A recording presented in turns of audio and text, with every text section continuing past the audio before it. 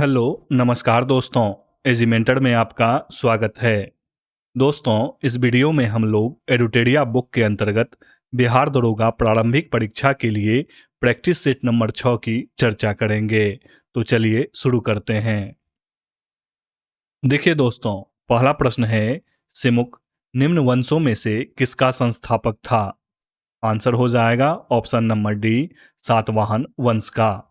शिमुक निम्न वंशों में से किसका संस्थापक था? सातवाहन वंश का।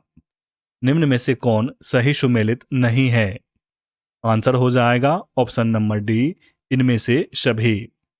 निम्न में से कौन सही सुमेलित नहीं है? तो आंसर क्या हो जाएगा? ऑप्शन नंबर डी, उपरोक्त में से कोई सही सुमेलित नहीं है। इति सिंह भारत की यात्रा पर कब आया था? आंसर हो जाएगा ऑप्शन नंबर सी, 7वीं शताब्दी में। इति सिंह भारत की यात्रा पर कब आया था? 7वीं शताब्दी में। तंजौर का राजराजेश्वर मंदिर किसने बनवाया? आंसर हो जाएगा ऑप्शन नंबर सी, राजराज प्रथम ने। तंजौर का राजराजेश्वर मंदिर किसने बनवाया? राजराज प्रथम ने। निम्नलिखित में से अद्वैत वेदांत के अनुसार किसके द्वारा मुक्ति प्राप्त की जा सकती है? आंसर हो जाएगा ऑप्शन नंबर ए, ज्ञान के द्वारा। निम्नलिखित में से अद्वैत वेदांत के अनुसार किसके द्वारा मुक्ति प्राप्त की जा सकती है? ज्ञान के द्वारा। चंद्रगुप्त द्वितीय के दरबार में 9 रत्नों में कौन शामिल नहीं थे? आंसर हो जाएगा option number D, Patanjali. Chandragupta द्वितीय के दरबार में 9 रत्नों में कौन शामिल नहीं थे? पतंजलि। जबकि बेताल भट्ट, कालिदास और धन्वंतरी चंद्रगुप्त द्वितीय के दरबार में 9 रत्नों में शामिल थे। किस वायसराय के समय बिहार में भारतीय राष्ट्रीय कांग्रेस का द्वितीय अधिवेशन गया में संपन्न हुआ? आंसर हो जाएगा option number D, Lord reading के समय में। किस वायसराय के समय में बिहार में भारतीय राष्ट्रीय कांग्रेस का द्वितीय अधिवेशन गया में संपन्न हुआ? लॉर्ड रीडिंग के समय में। प्रमुख विद्रोह एवं उसके नेता या नेतृत्वकर्ता का सही मिलान कीजिए। इसका आंसर हो जाएगा ऑप्शन नंबर ए, फकीर विद्रोह 1776-77 में मजनून शाह एवं चिराग अली। भील विद्रोह 1825 से 31 के दौरान शेवाराम। चुआड़ो विद्रोह 1797-98 में दुर्जन सिंह। चेड़ो विद्रोह 1800 में भूषण सिंह। फकीर विद्रोह 1776-77 में मजनून शाह एवं चिराग अली के द्वारा। भील विद्रोह 1825 से 31 के दौरान शेवाराम। चुआड़ो विद्रोह 1797-98 में दुर्जन सिंह और चेड़ो विद्रोह 1800 में भूषण सिंह। रैयतवाड़ी व्यवस्था के संबंध में कौन सा कथन सत्य है?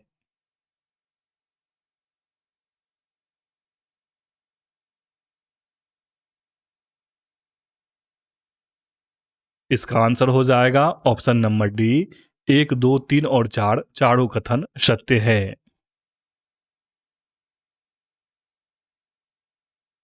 पहला कथन है, रैयतवाड़ी व्यवस्था के संबंध में इसे मद्रास एवं बंगाल प्रेसिडेंसी के कुछ हिस्से में पेश किया गया था।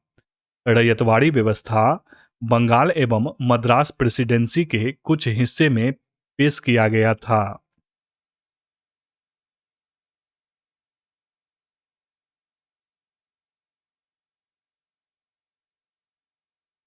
यह टॉमस मुनरो का मौलिक विचार था। इस व्यवस्था में किसानों में सीधा लगान लिया जाता था। इस व्यवस्था में किसानों को भूमि का स्वामी बना दिया गया। रैयतवाड़ी व्यवस्था टॉमस मुनरो का मौलिक विचार था। रैयतवाड़ी व्यवस्था में किसानों से सीधा लगान लिया जाता था और रैयतवाड़ी व्यवस्था में किसानों को भूमि का स्वामी बना दिया गया।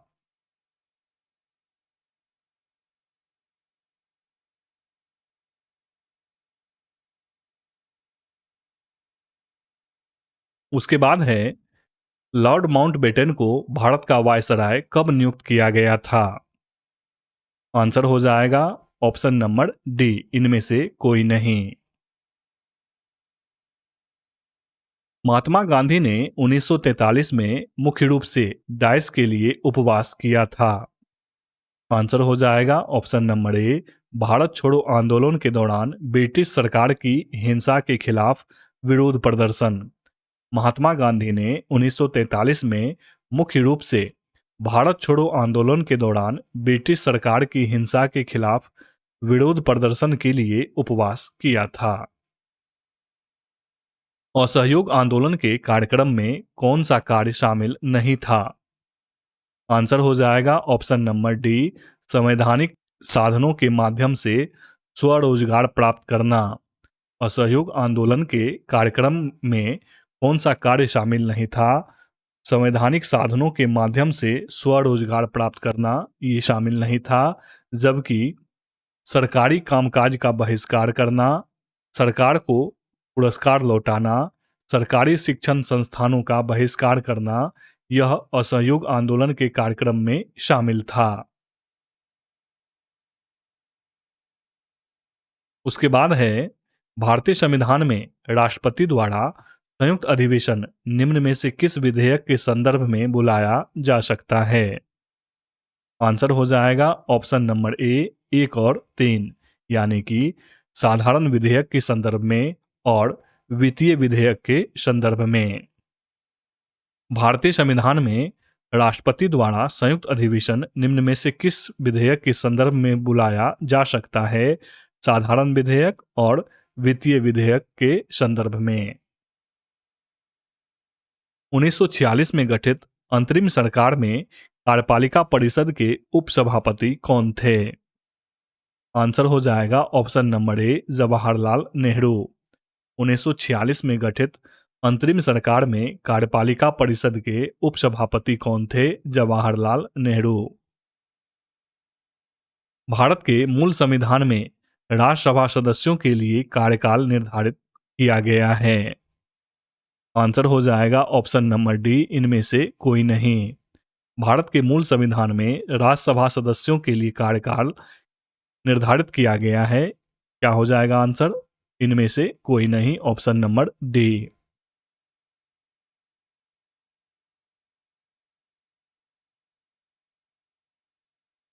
निम्नलिखित में से किसमें भारतीय संविधान के अंतर्गत समान नागरिक संहिता का उपबंध शामिल है। आंसर हो जाएगा ऑप्शन नंबर डी, नीति निर्देशक तत्व में। निम्नलिखित में से किसमें भारतीय संविधान के अंतर्गत समान नागरिक संहिता का उपबंध शामिल है। नीति निर्देशक तत्व में। निम्नलिखित में से किस निकाय का भारतीय संविधान में उल्लेख नहीं है। आंसर हो जाएगा ऑप्शन नंबर सी, क्षेत्रीय परिषद का।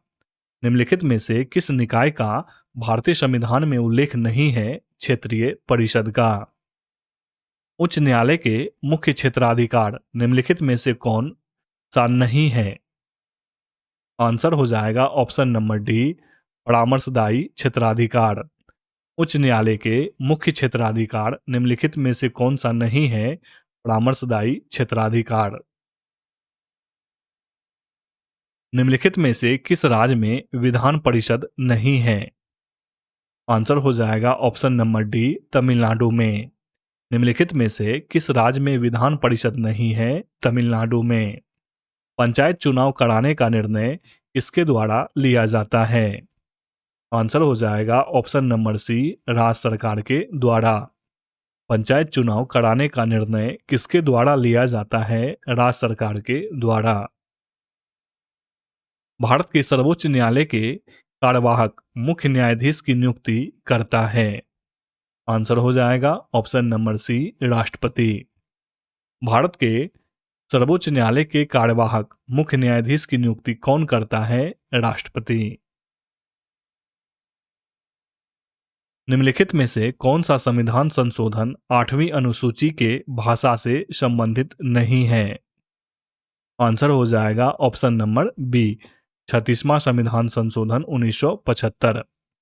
निम्नलिखित में से कौन सा संविधान संशोधन 8वीं अनुसूची के भाषा से संबंधित नहीं है 36वां संविधान संशोधन, जबकि 21वां संविधान संशोधन 1967, 71वां संविधान संशोधन 1992 और 92वां संविधान संशोधन 2003 संविधान संशोधन की 8वीं अनुसूची में अनुसूची के भाषा से संबंधित है। एशियाई जंगली गधा कहाँ पाया जाता है? आंसर हो जाएगा ऑप्शन नंबर सी, कच्छ के रण में। एशियाई जंगली गधा कहाँ पाया जाता है? कच्छ के रण में। विश्व मौसम विज्ञान संगठन का मुख्यालय कहाँ स्थित है? आंसर हो जाएगा ऑप्शन नंबर बी, जेनेवा में। विश्व मौसम विज्ञान संगठन का मुख्यालय कहाँ स्थित है? जेनेवा में। किस बायोम में सबसे कम तापांतर पाया जाता है? आंसर हो जाएगा ऑप्शन नंबर डी, सदाबहार वर्षावन वायोम में। किस बायोम में सबसे कम तापांतर पाया जाता है? सदाबहार वर्षावन बायोम में।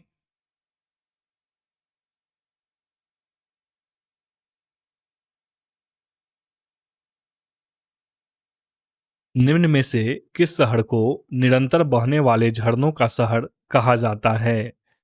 क्वीटो को, ऑप्शन नंबर बी। निम्न में से किस शहर को निरंतर बहने वाले झरनों का शहर कहा जाता है? क्वीटो को, ऑप्शन नंबर बी। गोल्फ की गेंद का वजन कितना होता है? आंसर हो जाएगा ऑप्शन नंबर ए, 45.94 ग्राम। गोल्फ की गेंद का वजन कितना होता है? 45.94 ग्राम। वाचस्पति पुरस्कार किस क्षेत्र में दिया जाता है? आंसर हो जाएगा ऑप्शन नंबर बी, संस्कृत साहित्य के क्षेत्र में। वाचस्पति पुरस्कार किस क्षेत्र में दिया जाता है? संस्कृत साहित्य के क्षेत्र में। निम्न में से किस व्यक्ति को गुरुजी के उपनाम से जाना जाता था? आंसर हो जाएगा ऑप्शन नंबर बी, MS गोलवड़कर को।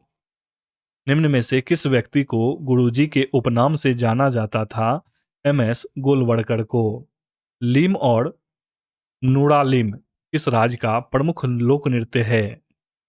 आंसर हो जाएगा ऑप्शन नंबर डी, नागालैंड का। लीम और नूड़ालिम किस राज्य का प्रमुख लोक नृत्य है? नागालैंड का। केंद्रीय खनन अनुसंधान संस्थान कहाँ स्थित है? आंसर हो जाएगा ऑप्शन नंबर सी, धनबाद में। केंद्रीय खनन अनुसंधान संस्थान कहाँ स्थित है? धनबाद में। भारतीय औद्योगिक विकास बैंक IDBI की स्थापना कब हुई थी? आंसर हो जाएगा ऑप्शन नंबर सी, 1964 में। भारतीय औद्योगिक विकास बैंक IDBI की स्थापना कब हुई थी? 1964 में।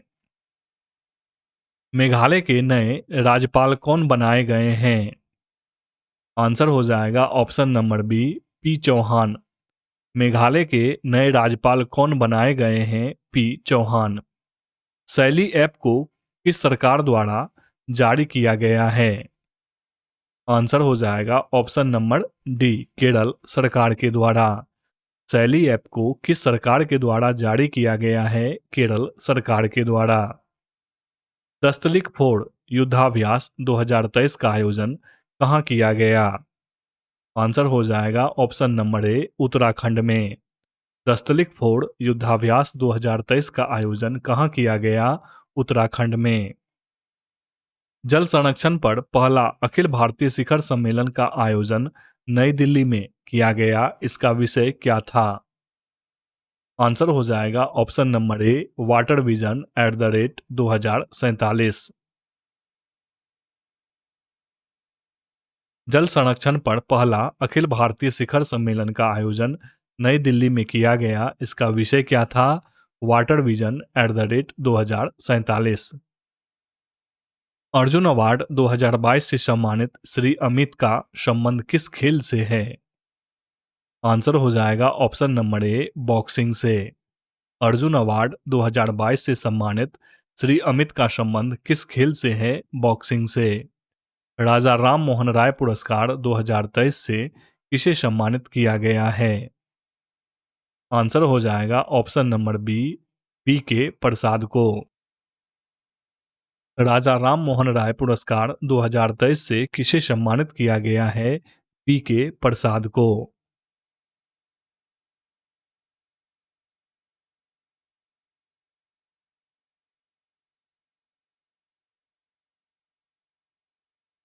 राष्ट्रमंडल खेल 2022 में सबसे कम उम्र के एथलीट कौन थे?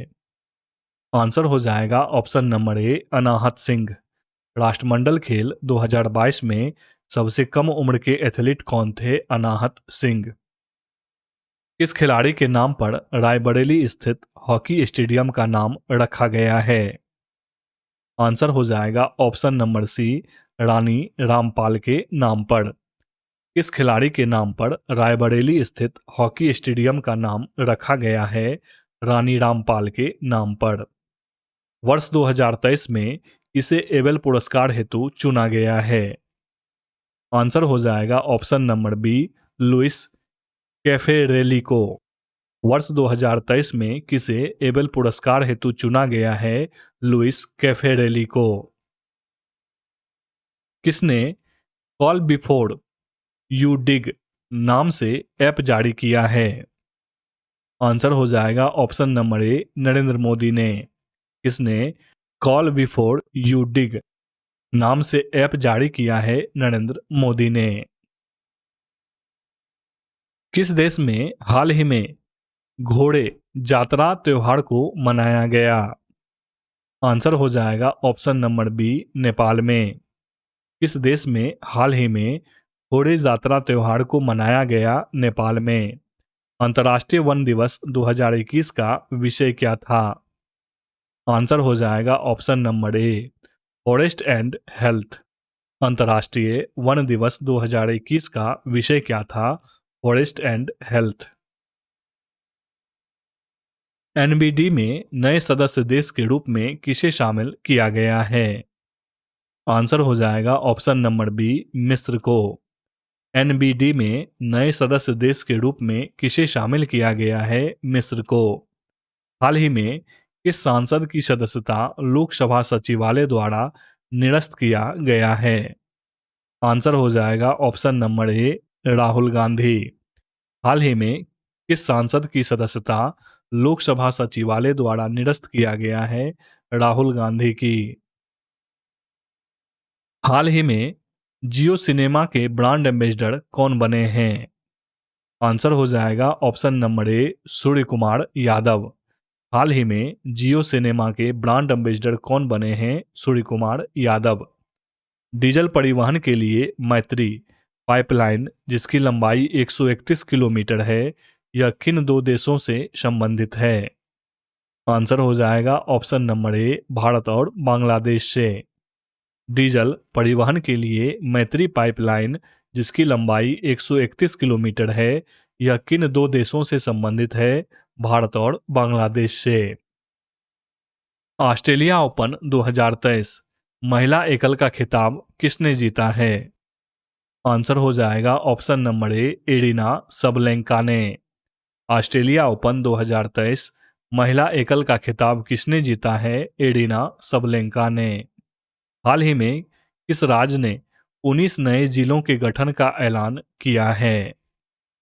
आंसर हो जाएगा ऑप्शन नंबर बी, राजस्थान ने। हाल ही में किस राज्य ने 19 नए जिलों के गठन का ऐलान किया है? राजस्थान ने। ग्लोबल फायर इंडेक्स 2023 में भारत का स्थान क्या है? आंसर हो जाएगा ऑप्शन नंबर डी, चौथा। ग्लोबल फायर इंडेक्स 2023 में भारत का स्थान क्या है? चौथा।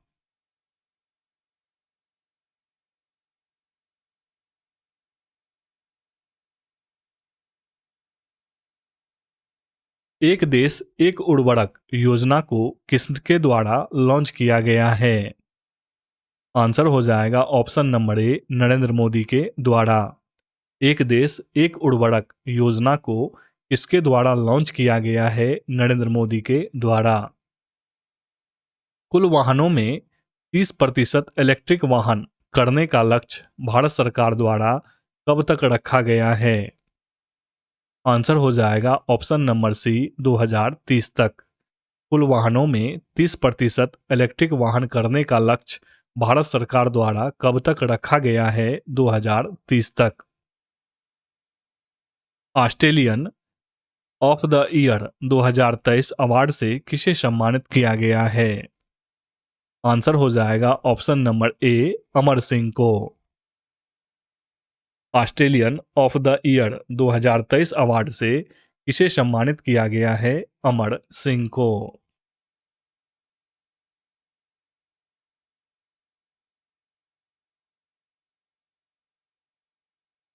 बोला टिनुबू कहाँ के नए राष्ट्रपति बने हैं? आंसर हो जाएगा ऑप्शन नंबर बी नाइजीरिया के। बोला टिनुबू कहाँ के नए राष्ट्रपति बने हैं? नाइजीरिया के। विश्व की सर्वाधिक शक्तिशाली महिलाओं की सूची में कितनी भारतीय महिला को शामिल किया गया है? आंसर हो जाएगा ऑप्शन नंबर सी 6 भारतीय महिला को। विश्व की सर्वाधिक शक्तिशाली महिलाओं की सूची में कितने भारतीय महिलाओं को शामिल किया गया है? 6 भारतीय महिलाओं को। हाल ही के वाई के अलग का निधन हो गया, इनका संबंध किस क्षेत्र से है? आंसर हो जाएगा ऑप्शन नंबर ए अर्थशास्त्री। हाल ही में वाई के अलग का निधन हो गया, इनका संबंध किस क्षेत्र से है? अर्थशास्त्र के क्षेत्र से। एक प्रभावी कोरियोलिस बल किस कारण होता है? आंसर हो जाएगा ऑप्शन नंबर सी पृथ्वी के घूर्णन के कारण। एक प्रभावी कोरियोलिस बल किस कारण होता है? पृथ्वी के घूर्णन के कारण। सारगेसो सागर कहाँ स्थित है? आंसर हो जाएगा ऑप्शन नंबर सी उत्तरी अटलांटिक महासागर में। सारगेसो सागर कहाँ स्थित है? उत्तरी अटलांटिक महासागर में। विश्व का सबसे ऊंचा ज्वालामुखी है? आंसर हो जाएगा ऑप्शन नंबर ए कोटोपैक्सी। विश्व का सबसे ऊंचा ज्वालामुखी है कोटोपैक्सी। किन क्षेत्रों में मृदा क्षरण एक बड़ी समस्या है? आंसर हो जाएगा ऑप्शन नंबर सी उष्णकटिबंधीय वन प्रदेशों में। किन क्षेत्रों में मृदा क्षरण एक बड़ी समस्या है? उष्णकटिबंधीय वन प्रदेशों में। निम्नलिखित में से कौन सी श्रृंखला भारत के केवल एक राज्य में ही फैली है? आंसर हो जाएगा ऑप्शन नंबर ए अजंता।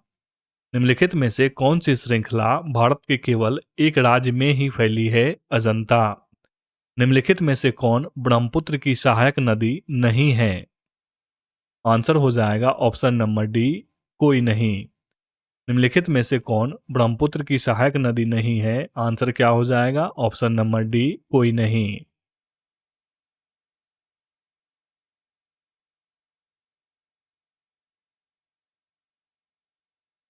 इंदिरा गांधी नहर का उद्गम स्थल है? आंसर हो जाएगा option number C Harike barrage. Indira Gandhi नहर का उद्गम स्थल है हरिके बराज। भारत में सर्वाधिक क्षेत्रफल में किस प्रकार की मिट्टी का विस्तार पाया जाता है? आंसर हो जाएगा ऑप्शन नंबर सी जलोढ़ मिट्टी का। भारत में सर्वाधिक क्षेत्रफल में किस प्रकार की मिट्टी का विस्तार पाया जाता है? जलोढ़ मिट्टी का। निम्नलिखित में से ऑक्जेलिक एसिड का प्राकृतिक स्रोत क्या है? आंसर हो जाएगा ऑप्शन नंबर ए टमाटर। निम्नलिखित में से ऑक्जेलिक एसिड का प्राकृतिक स्रोत क्या है? टमाटर। लुई पास्चर को किस स्रोत के लिए जाना जाता है? आंसर हो जाएगा ऑप्शन नंबर डी रेबीज के टीके के लिए। लुई पास्चर को किस स्रोत के लिए जाना जाता है? रेबीज के टीके के लिए। पौधों में ऊर्जा का अंतिम स्रोत क्या है? आंसर हो जाएगा ऑप्शन नंबर ए क्लोरोफिल। पौधों में ऊर्जा का अंतिम स्रोत क्या है? क्लोरोफिल। निम्नलिखित में से किस पौधे में पादपकाय के एक हिस्से से दूसरे हिस्से में जल एवं अन्य पदार्थों के संवहन हेतु विशिष्ट ऊतक मौजूद होते हैं? आंसर हो जाएगा ऑप्शन नंबर डी मार्सिलिया। निम्नलिखित में से किस पौधे में पादपकाय के एक हिस्से से दूसरे हिस्से में जल एवं अन्य पदार्थों की संवहन हेतु विशिष्ट उत्तक मौजूद होते हैं? मार्सिलिया। चेचक स्मॉल पॉक्स किस वायरस के कारण होता है? आंसर हो जाएगा ऑप्शन नंबर ए, वेरिसेला वायरस के कारण। चेचक स्मॉल पॉक्स किस वायरस के कारण होता है? वेरिसेला वायरस के कारण। अंडे को अंडाशय से गर्भाशय तक किसके द्वारा ले जाया जाता है? आंसर हो जाएगा ऑप्शन नंबर ए, अंडवाहिका के द्वारा। अंडे को अंडाशय से गर्भाशय तक किसके द्वारा ले जाया जाता है? अंडवाहिका के द्वारा। अस्थि कोशिकाएं एक हार्ड मैट्रिक्स में अंतःस्थापित होती है जो निम्न में से किसका बना होता है? आंसर हो जाएगा ऑप्शन नंबर बी, सी और पी का, यानी कि कैल्शियम और फास्फोरस का। अस्थि कोशिकाएं एक हार्ड मैट्रिक्स में अंतःस्थापित होती है जो निम्न में से किसका बना होता है? कैल्शियम और फास्फोरस का। निम्नलिखित में से कौन सा अंग मनुष्य के उत्सर्जन तंत्र का भाग नहीं है? आंसर हो जाएगा ऑप्शन नंबर बी, गर्भाशय। निम्नलिखित में से कौन सा अंग मनुष्य के उत्सर्जन तंत्र का भाग नहीं है? गर्भाशय। जबकि गुर्दा, मूत्रवाहिनी और मूत्रबाग मनुष्य के उत्सर्जन तंत्र का भाग है। मानव शरीर की सबसे बड़ी धमनी कौन सी है? आंसर हो जाएगा ऑप्शन नंबर ए, महाधमनी। मानव शरीर की सबसे बड़ी धमनी कौन सी है? महाधमनी। विज्ञान की वह शाखा कौन सी है जिसका उद्देश्य मानव जनसंख्या आनुवांशिक गुणवत्ता में सुधार करना है?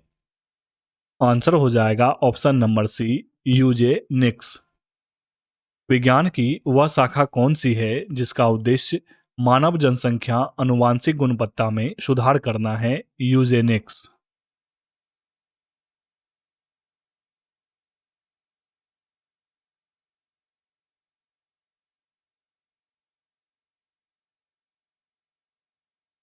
कोशिका की वह बाह्यतम आवरण कौन सा है जो कोशिका के अवयवों को उसके बाह्य वातावरण से अलग करता है? आंसर हो जाएगा ऑप्शन नंबर डी, प्लाज्मा झिल्ली। कोशिका की वह बाह्यतम आवरण कौन सा है जो कोशिका के अवयवों को उसके बाह्य वातावरण से अलग करता है? प्लाज्मा झिल्ली। निम्नलिखित में से क्या समानता है? कार्बन, सिलिकॉन, बोरॉन और आर्सेनिक।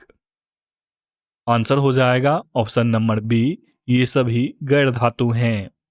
निम्नलिखित में से क्या समानता है कार्बन, सिलिकॉन, बोरॉन और आर्सेनिक में? तो ये सभी गैर धातु हैं। गर्म करने पर कैल्शियम कार्बोनेट का कैल्शियम ऑक्साइड और कार्बन डाइऑक्साइड में अपघटन निम्नलिखित में से किस अभिक्रिया का उदाहरण है? आंसर हो जाएगा ऑप्शन नंबर बी, तापीय अपघटन अभिक्रिया का। गर्म करने पर कैल्शियम कार्बोनेट का कैल्शियम ऑक्साइड और कार्बन डाइऑक्साइड में अपघटन निम्नलिखित में से किस अभिक्रिया का उदाहरण है? तापीय अपघटन अभिक्रिया का। फिनोप्थिलीन को सिरके में डालने पर घोल का रंग हो जाता है? आंसर हो जाएगा ऑप्शन नंबर डी, रंगहीन। फिनोप्थिलीन को सिरके में डालने पर घोल का रंग रंगहीन हो जाता है। निम्नलिखित में से कौन सा संतृप्त हाइड्रोकार्बन है?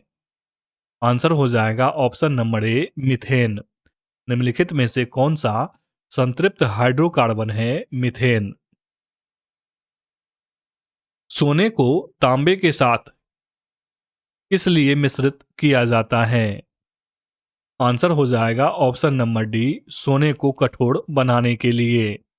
सोने को तांबे के साथ किस लिए मिश्रित किया जाता है? सोने को कठोर बनाने के लिए।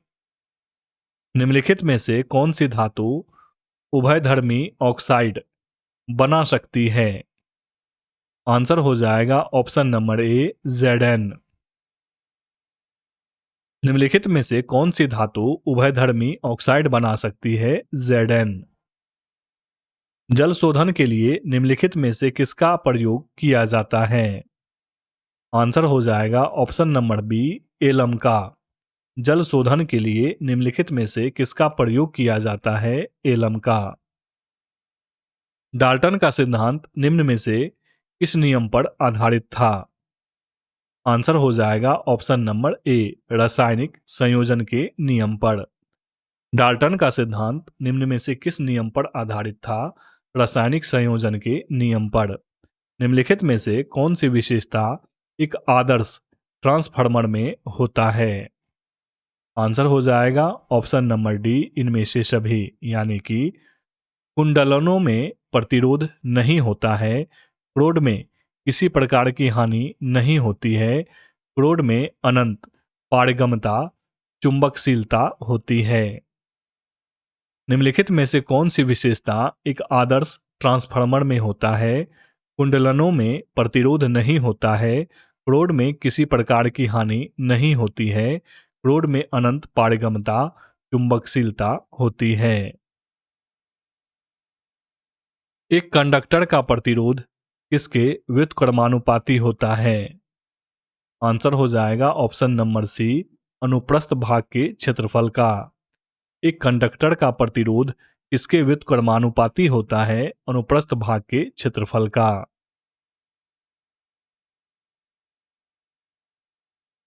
जी के मान की एसआई इकाई वही है जो डैश की एसआई इकाई है। आंसर हो जाएगा ऑप्शन नंबर डी त्वरण की। जी के मान की एसआई इकाई वही है जो त्वरण की एसआई इकाई है। हवा की गति को मापने के लिए निम्नलिखित में से किस उपकरण का उपयोग किया जाता है? आंसर हो जाएगा ऑप्शन नंबर बी एनीमोमीटर का। हवा की गति को मापने के लिए निम्नलिखित में से किस उपकरण का उपयोग किया जाता है? एनीमोमीटर का। यदि वायु प्रतिरोध को नगण्य माने तो मुक्त रूप से गिरते हुए पिंड की स्थितिज ऊर्जा और गतिज ऊर्जा का योग क्या होगा? आंसर हो जाएगा ऑप्शन नंबर सी स्थिर। यदि वायु प्रतिरोध को नगण्य माने तो मुक्त रूप से गिरते हुए पिंड की स्थितिज ऊर्जा और गतिज ऊर्जा का योग क्या होगा? स्थिर होगा। निम्नलिखित में से कौन सी ऊर्जा ऊंचाई के साथ बढ़ता या घटता है? आंसर हो जाएगा ऑप्शन नंबर सी स्थितिज ऊर्जा। निम्नलिखित में से कौन सी ऊर्जा ऊंचाई के साथ बढ़ता या घटता है? स्थितिज ऊर्जा। डेयरी में प्रयोग किया जाने वाले दूध से क्रीम को अलग करने की प्रक्रिया क्या कहलाता है? आंसर हो जाएगा ऑप्शन नंबर ए अपकेंद्रीकरण। डेयरी में प्रयोग किए जाने वाले दूध से क्रीम को अलग करने की प्रक्रिया क्या कहलाता है? अपकेंद्रीकरण। भारतीय बैंकों की विदेशों में सर्वाधिक शाखाएं किस देश में हैं? आंसर हो जाएगा ऑप्शन नंबर ए यूके में। भारतीय बैंकों की विदेशों में सर्वाधिक शाखाएं किस देश में है? यूके में। यदि किसी मुद्रा का विनिमय मूल्य अन्य मुद्राओं की तुलना में जानबूझकर कम कर दिया जाता है तो इसे उस मुद्रा का डैश कहते हैं। आंसर हो जाएगा ऑप्शन नंबर सी अवमूल्यन। यदि किसी मुद्रा का विनिमय मूल्य अन्य मुद्राओं की तुलना में जानबूझकर कम कर दिया जाता है तो इसे उस मुद्रा का अवमूल्यन कहते हैं। सीमांत उत्पादकता के संबंध में कौन सा कथन सत्य है?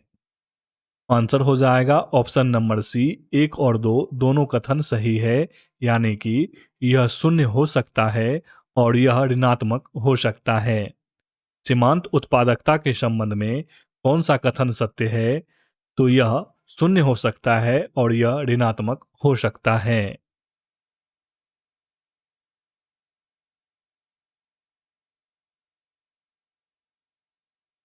उसके बाद है इस पंचवर्षीय योजना का मूल उद्देश्य तीव्रतम एवं समावेशी विकास था। आंसर हो जाएगा ऑप्शन नंबर सी 11वीं पंचवर्षीय योजना का। इस पंचवर्षीय योजना का मूल उद्देश्य तीव्रतम एवं समावेशी विकास था। 11वीं पंचवर्षीय योजना का। उसके बाद पहले प्रश्न की व्याख्या है दोस्तों। मौर्य वंश के बाद दक्षिण भारत में सबसे प्रभावशाली राज्य सातवाहनों का था। पुराणों में इस वंश के संस्थापक का नाम सिंधुक, सिमुक या सिप्रक दिया गया है, जिसने कण्व वंश के राजा सुशर्मा का वध कब 60 ईसा पूर्व में करके अपना शासन स्थापित किया था।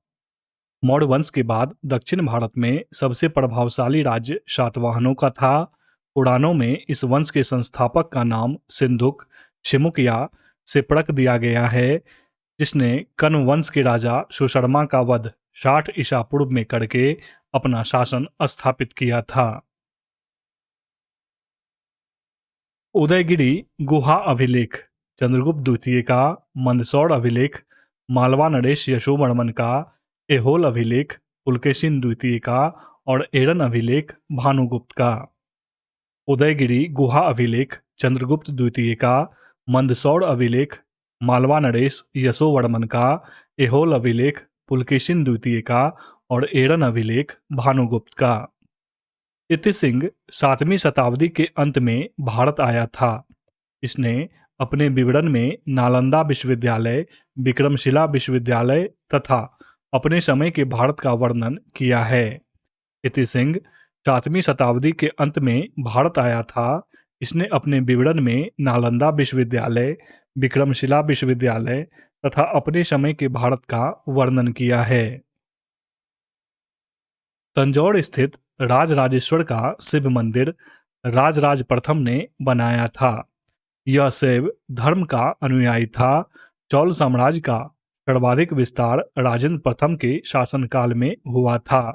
इन्होंने ही गंगैकोंड चोल की उपाधि धारण की थी। तंजौर स्थित राजराजेश्वर का शिव मंदिर राजराज प्रथम ने बनाया था। यह शैव धर्म का अनुयायी था। चोल साम्राज्य का सर्वाधिक विस्तार राजेंद्र प्रथम के शासनकाल में हुआ था। इन्होंने ही गंगैकोंड चोल की उपाधि धारण की थी। अद्वैत वेदांत में ज्ञान मार्ग को मोक्ष का साधन स्वीकार किया जाता है। उसकी मान्यता है कि केवल ज्ञान से ही मुक्ति मिलती है। ज्ञान के अभाव में मुक्ति संभव नहीं है, जबकि विशिष्ट द्वैत दर्शन में भक्ति मार्ग को मोक्ष का साधन माना जाता है। अद्वैत वेदांत में ज्ञान मार्ग को मोक्ष का साधन स्वीकार किया जाता है। उसकी मान्यता है कि केवल ज्ञान से ही मुक्ति मिलती है। ज्ञान के अभाव में मुक्ति संभव नहीं है, जबकि विशिष्ट द्वैत दर्शन में भक्ति मार्ग को मोक्ष का साधन माना जाता है। चंद्रगुप्त द्वितीय के दरबार में 9 रत्नों में शामिल थे कालिदास, वराहमिहिर, घटकपर, शंकु, छपनक, वरारुचि, वेताल भट्ट, धन्वंतरी और अमर सिंह। नोट में लिखा है पतंजलि शुंगों के दरबार में रहते थे। चंद्रगुप्त द्वितीय के दरबार में 9 रत्नों में शामिल थे कालिदास, वराहमिहिर, घटकपर, शंकु, छपनक, वरारुचि, वेताल भट्ट, धन्वंतरी, अमर सिंह, जबकि पतंजलि शुंगों के राजदरबार में रहते थे। लॉर्ड रेडिंग, जिनका कार्यकाल रहा 1921 से 26 के बीच, इनके समय हुए प्रमुख घटनाएं निम्न हैं। 1921 में मोपला विद्रोह हुआ। 1922 में चौरी चौरा कांड के बाद गांधी जी द्वारा अपना असहयोग आंदोलन वापस लिया गया। 1923 में मोतीलाल नेहरू एवं चित्तरंजन दास ने इलाहाबाद में स्वराज पार्टी की स्थापना की। लॉर्ड रेडिंग, जिनका कार्यकाल 1921 से 26 के बीच रहा, इनके समय हुए प्रमुख घटनाएं निम्नलिखित हैं। 1921 में मोपला विद्रोह हुआ। 1922 में चौरी चौरा कांड के बाद गांधी जी द्वारा अपना असहयोग आंदोलन वापस लिया गया। 1923 में मोतीलाल नेहरू एवं चित्तरंजन दास ने इलाहाबाद में स्वराज पार्टी की स्थापना की। पाइका विद्रोह 1817 से 25 के बीच, बक्सी, जगबंधु। मोपला विद्रोह 1920-21 में अली मुसलियार, पावना विद्रोह 1873 से 76 के बीच ईशान चंद्र राय एवं शंभूपाल, पाइका विद्रोह 1817 से 25 के बीच बख्शी जगबंधु, मोपला विद्रोह 1920-21 में अली मुसलियार, पावना विद्रोह 1873 से 76 के बीच ईशान चंद्र राय एवं शंभूपाल।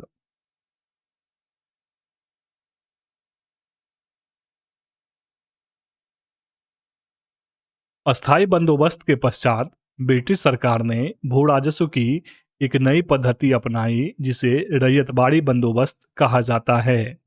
मद्रास के तत्कालीन गवर्नर 1820 से 27 के बीच थॉमस मुनरो द्वारा 1820 में प्रारंभ की गई। इस व्यवस्था को मद्रास, बंबई एवं असम के कुछ भागों में लागू किया गया। भू राजस्व की इस व्यवस्था में सरकार ने रैयतों अर्थात किसानों से सीधा बंदोबस्त किया। इस प्रथा में जमींदारों के स्थान पर किसानों को भूमि का स्वामी बना दिया गया, जो सीधे या व्यक्तिगत रूप से स्वयं सरकार को लगान देने के लिए उत्तरदायी थे। इस प्रणाली के अंतर्गत रैयतों अर्थात किसानों से अलग अलग समझौता कर लिया जाता था तथा भू राजस्व का निर्धारण वास्तविक उपज की मात्रा पर न करके भूमि की क्षेत्रफल के आधार पर किया जाता था। इस व्यवस्था में कुल 51% भूमि आई। लिखा है, अस्थायी बंदोबस्त के पश्चात ब्रिटिश सरकार ने भू राजस्व की एक नई पद्धति अपनाई जिसे रैयतबाड़ी बंदोबस्त कहा जाता है। मद्रास के तत्कालीन गवर्नर थॉमस मुनरो द्वारा 1820 में प्रारंभ की गई। इस व्यवस्था को मद्रास, बंबई एवं असम के कुछ भागों में लागू किया गया। भू राजस्व की इस व्यवस्था में सरकार ने रैयतों अर्थात किसानों से सीधा बंदोबस्त किया। इस प्रथा में जमींदारों के स्थान पर किसानों को भूमि का स्वामी बना दिया गया, जो सीधे या व्यक्तिगत रूप से स्वयं सरकार को लगान देने के लिए उत्तरदायी थे। इस प्रणाली के अंतर्गत रैयतों अर्थात किसानों से अलग अलग समझौता कर लिया जाता था तथा भू राजस्व का निर्धारण वास्तविक उपज की मात्रा पर न करके भूमि की क्षेत्रफल के आधार पर किया जाता था। इस व्यवस्था में कुल 51% भूमि आई। सत्ता हस्तांतरण के लिए 24 मार्च 1947 को भारत का गवर्नर जनरल माउंटबेटन को बनाया गया। 3 जून 1947 को माउंटबेटन योजना घोषित किया गया, जिसमें भारत विभाजन भी शामिल था। 4 जुलाई 1947 को ब्रिटिश संसद में एटली द्वारा भारतीय स्वतंत्रता विधेयक प्रस्तुत किया गया, जिसे 18 जुलाई को स्वीकृति मिली। इस विधेयक के अनुसार भारत और पाकिस्तान 2 स्वतंत्र राष्ट्रों की घोषणा की गई। सत्ता हस्तांतरण के लिए 24 मार्च 1947 को भारत का गवर्नर जनरल माउंटबेटन को बनाया गया। 3 जून 1947 को माउंटबेटन योजना घोषित किया गया, जिसमें भारत विभाजन भी शामिल था। 4 जुलाई 1947 को ब्रिटिश संसद में इटली द्वारा भारतीय स्वतंत्रता विधेयक प्रस्तुत किया गया, जिसे 18 जुलाई को स्वीकृति मिली। इस विधेयक के अनुसार भारत और पाकिस्तान 2 स्वतंत्र राष्ट्रों की घोषणा की गई।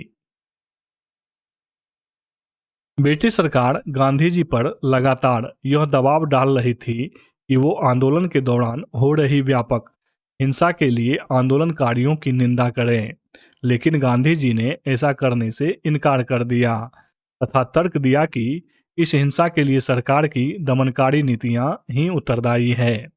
गांधी जी ने इसी सरकारी दमन के विरोध में फरवरी 1943 में 21 दिन का उपवास प्रारंभ कर दिया। गांधी जी के उपवास की खबर से पूरे देश में आक्रोश फैल गया। गांधी जी के उपवास से निम्न उपलब्धियां हासिल हुई। जनता के मनोबल में वृद्धि हुई। ब्रिटिश विरोधी भावनाएं और प्रखर हो गई। इसने राजनीतिक गतिविधियों के संचालन को नया अवसर प्रदान किया।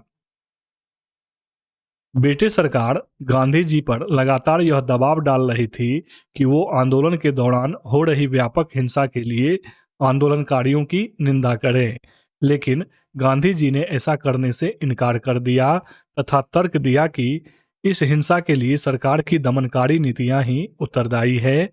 गांधी जी ने इसी सरकारी दमन के विरोध में फरवरी 1943 में 21 दिन का उपवास प्रारंभ कर दिया।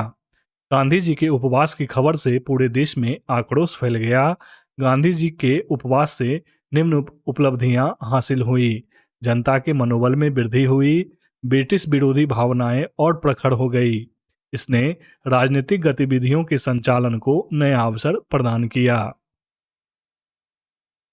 असहयोग आंदोलन के समय निम्न कार्यक्रम तय किए गए थे: सरकारी शिक्षण संस्थानों का बहिष्कार, सरकारी कामकाज का बहिष्कार, न्यायालयों का बहिष्कार तथा पंचायतों के माध्यम से न्याय का कार्य, सरकारी उपाधियों तथा अवैतनिक पदों का परित्याग, विदेशी वस्तुओं का बहिष्कार तथा इसके स्थान पर खादी के उपयोग को बढ़ावा।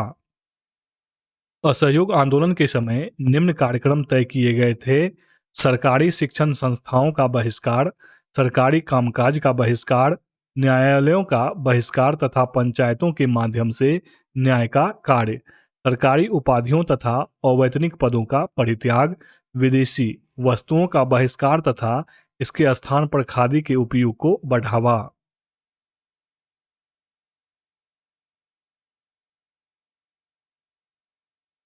अनुच्छेद 108 के तहत राष्ट्रपति को दोनों सदनों में गतिरोध होने की स्थिति में संयुक्त अधिवेशन बुलाने का अधिकार है, जिसकी अध्यक्षता लोकसभा अध्यक्ष द्वारा किया जाता है। संयुक्त अधिवेशन केवल साधारण विधेयक एवं वित्तीय विधेयक के संदर्भ में बुलाया जा सकता है। किसी भी हाल में धन विधेयक एवं संविधान संशोधन विधेयक के संदर्भ में संयुक्त अधिवेशन नहीं बुलाया जा सकता।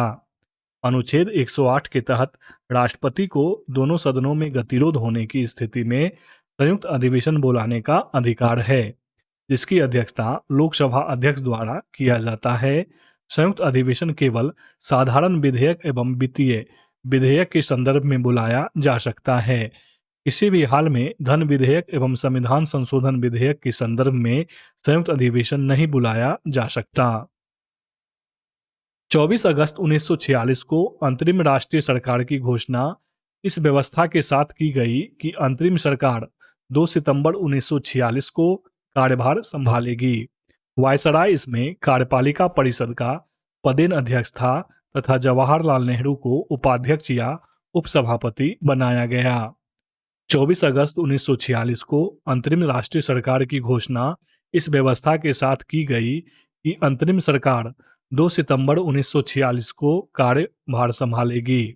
वायसराय इसमें कार्यपालिका परिषद का पदेन अध्यक्ष था तथा जवाहरलाल नेहरू को उपाध्यक्ष या उपसभापति बनाया गया।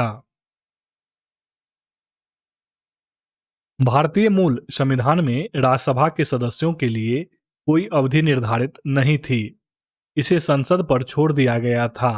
तत्पश्चात संसद ने जनप्रतिनिधि अधिनियम 1951 के आधार पर इसकी अवधि 6 वर्ष निर्धारित की गई। भारतीय मूल संविधान में राज्यसभा के सदस्यों के लिए कोई अवधि निर्धारित नहीं थी। इसे संसद पर छोड़ दिया गया था। तत्पश्चात संसद ने जनप्रतिनिधि अधिनियम 1951 के आधार पर इसकी अवधि 6 वर्ष निर्धारित की। भारतीय संविधान के भाग 4 में अनुच्छेद 36 से 51 तक नीति निर्देशक तत्वों का वर्णन किया गया है। इसी के अंतर्गत अनुच्छेद 44 में नागरिकों के लिए एक समान नागरिक संहिता लागू करने की बात कही गई है। भारतीय संविधान के भाग 4 में अनुच्छेद 36 से 51 तक नीति निर्देशक तत्वों का वर्णन किया गया है। इसी के अंतर्गत अनुच्छेद 44 में नागरिकों के लिए एक समान नागरिक संहिता लागू करने की बात की गई है। क्षेत्रीय परिषद संवैधानिक निकाय नहीं है, ये वैधानिक निकाय है, क्योंकि उन्हें संसदीय कानून के तहत बनाया गया था। 5 क्षेत्रीय परिषदों उत्तरी, दक्षिणी, पूर्वी, पश्चिमी और केंद्रीय क्षेत्रीय परिषदों का गठन राज्यों के पुनर्गठन अधिनियम 1956 के तहत किया गया था। 1971 में एक अलग उत्तर पूर्वी क्षेत्रीय परिषद का गठन किया गया था। क्षेत्रीय परिषद संवैधानिक निकाय नहीं है, ये वैधानिक निकाय है, क्योंकि उन्हें संसदीय कानून के तहत बनाया गया था। 5 क्षेत्रीय परिषदों, उत्तरी, दक्षिणी, पूर्वी, पश्चिमी और केंद्रीय क्षेत्रीय परिषदों का गठन राज्यों के पुनर्गठन अधिनियम 1956 के तहत किया गया था। 1971 में एक अलग उत्तर पूर्वी क्षेत्रीय परिषद का गठन किया गया। भारतीय संविधान के अनुच्छेद 143 के तहत परामर्शदायी क्षेत्राधिकार सिर्फ उच्चतम न्यायालय के पास है, जबकि प्रारंभिक, अपीलीय एवं निरीक्षण का क्षेत्राधिकार उच्च एवं उच्चतम न्यायालय दोनों को प्राप्त है। भारतीय संविधान के अनुच्छेद 143 के तहत परामर्शदायी क्षेत्राधिकार सिर्फ उच्चतम न्यायालय के पास है, जबकि प्रारंभिक, अपीलीय एवं निरीक्षण का क्षेत्राधिकार उच्च एवं उच्चतम न्यायालय दोनों को प्राप्त है। वर्तमान में 6 राज्यों में विधान परिषद हैं, जो निम्न हैं: उत्तर प्रदेश, आंध्र प्रदेश, महाराष्ट्र, बिहार, तेलंगाना और कर्नाटक। वर्तमान में 6 राज्यों में ही विधान परिषद है। किस किस राज्य में? उत्तर प्रदेश, आंध्र प्रदेश, महाराष्ट्र, बिहार, तेलंगाना और कर्नाटक। पंचायतों के संविधान को 7वीं अनुसूची में राजसूची का विषय माना गया है। अनुच्छेद 243 के अनुसार पंचायतों के चुनाव कराने के निर्णय राज्य सरकार द्वारा राज्य निर्वाचन आयोग के परामर्श से लिया जाता है। पंचायतों के संविधान को 7वीं अनुसूची में राजसूची का विषय माना गया है। अनुच्छेद 243 के अनुसार पंचायतों के चुनाव कराने के निर्णय राज्य सरकार द्वारा राज्य निर्वाचन आयोग के परामर्श से लिया जाता है। अनुच्छेद 126 के अनुसार सर्वोच्च न्यायालय के कार्यवाहक मुख्य न्यायाधीश की नियुक्ति राष्ट्रपति द्वारा की जाती है। ऐसा तब किया जाता है जब मुख्य न्यायाधीश का पद रिक्त हो अथवा वह अपने कर्तव्यों का निर्वहन करने में असमर्थ हो। अनुच्छेद 126 के अनुसार सर्वोच्च न्यायालय के कार्यवाहक मुख्य न्यायाधीश की नियुक्ति राष्ट्रपति द्वारा की जाती है। ऐसा तब किया जाता है जब मुख्य न्यायाधीश का पद रिक्त हो अथवा वह अपने कर्तव्यों का निर्वहन करने में असमर्थ हो।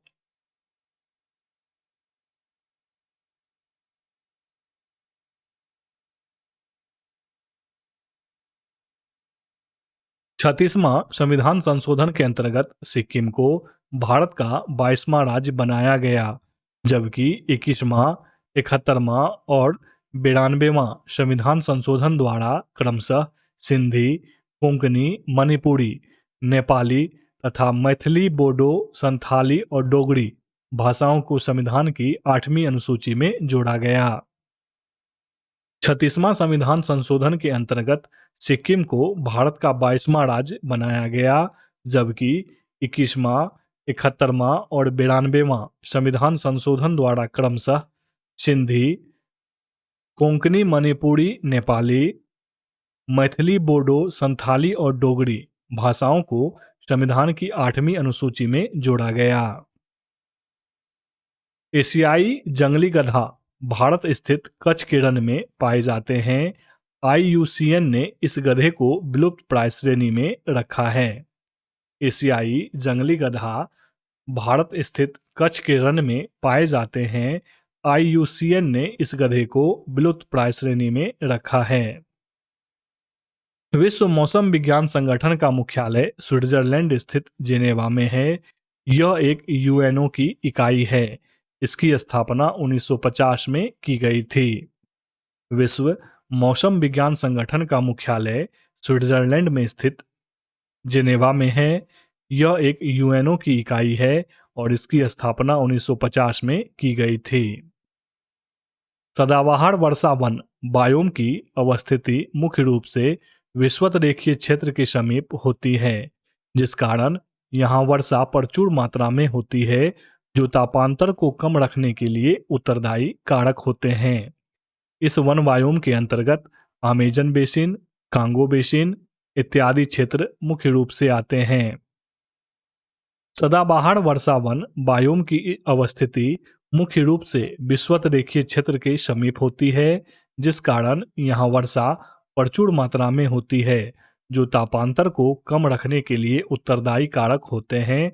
इस वन वायोम के अंतर्गत अमेजन बेसिन, कांगो बेसिन इत्यादि क्षेत्र मुख्य रूप से आते हैं। निरंतर बहने वाले झरनों का शहर विक्टो, Ecuador. Queen of Adriatic, Venice, Italy. Antilles का मोती, Cuba.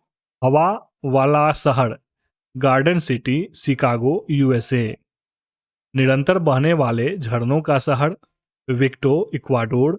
Queen of Adriatic, Venice, Italy. Antilles का मोती, क्यूबा। हवा वाला शहर गार्डन सिटी, शिकागो, यूएसए। आधुनिक गोल्फ का खेल सर्वप्रथम स्कॉटलैंड में शुरू हुआ।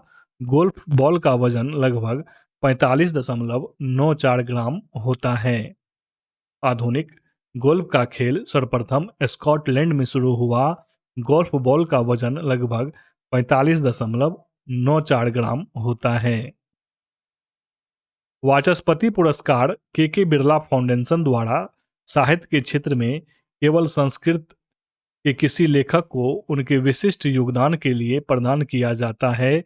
इस पुरस्कार की शुरुआत 1992 में किया गया था। वाचस्पति पुरस्कार के बिरला फाउंडेशन द्वारा साहित्य के क्षेत्र में केवल संस्कृत के किसी लेखक को उनके विशिष्ट योगदान के लिए प्रदान किया जाता है। इस पुरस्कार की शुरुआत 1992 में किया गया था।